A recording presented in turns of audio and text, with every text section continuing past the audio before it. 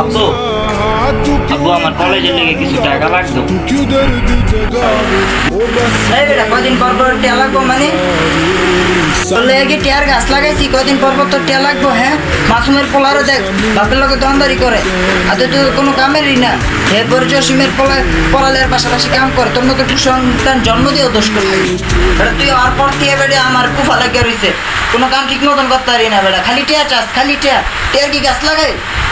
কোনো কামের না করতে পারাই যা, আর যেন খুশি এনো জায়গা কাম কাজ খুঁজা লইস, বুঝছ তাই? আর টিয়া দিতে পারতাম না তোরে। And I was running far away. Would I run off the wall someday? Nobody knows. Nobody knows. আমার কিছু টাকা লাগবো। তোমার কত টাকা লাগবে আম্মু?